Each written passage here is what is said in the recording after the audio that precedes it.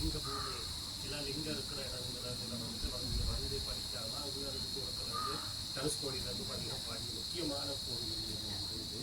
மற்றது தென்காயிலாட்டம் எங்காது இங்கே பார்த்தீங்கன்னா குலக்கோட்டன் மன்னன்.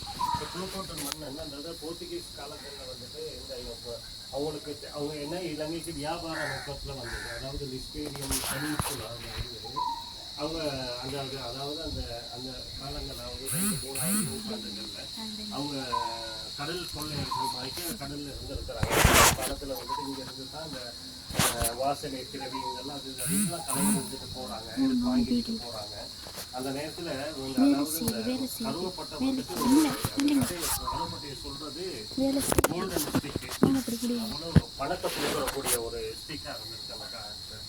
அப்போ அந்த நேரத்தில் வந்து எங்கேருந்து தான் அந்த கருவப்பட்டையை கொண்டு போகிறாங்கன்னு அதை தெரிஞ்சு கொள்றதுக்காக ஒரு கடல் கொள்ளையர்கள் மாதிரி கடலில் இருக்கிற காற்றால் அப்படியே அடிக்கப்பட்டு அவர்கள் வந்து இறங்குனாங்க காலிகள். அந்த காலூஸ் லப்பையாட்டிங்கிறத வந்துட்டு காலூஸ்ங்கிறது வந்துச்சு லப்பையாட்டியே மாறாங்க.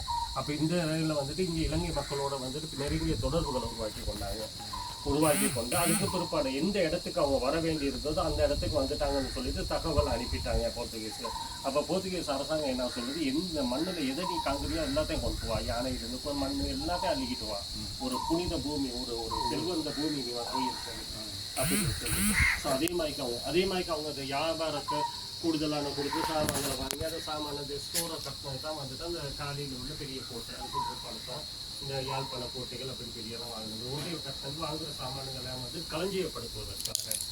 ஸோ அதுக்கு பிற்பாடு என்னன்னு சொன்னாக்க அவங்களுடைய மதத்தை பரப்புகிறாங்க. மதத்தை பரப்புறவங்கிறதுக்கு என்ன நடக்கணும், இங்கே அதாவது இங்கே இருக்கிற மதத்தை கொஞ்சம் அழிச்சா தான் வந்துட்டு அவங்களோட மதத்தை பரப்புறாங்க.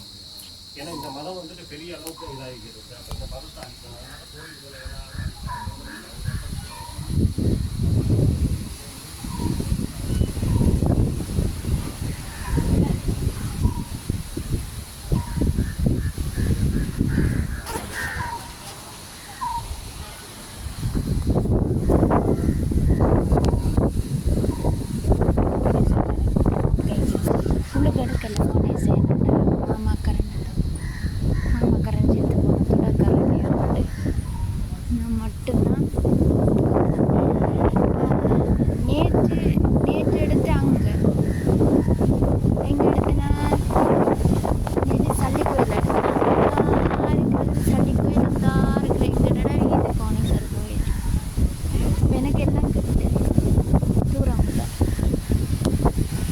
கடையில் கணக்கு கடையில்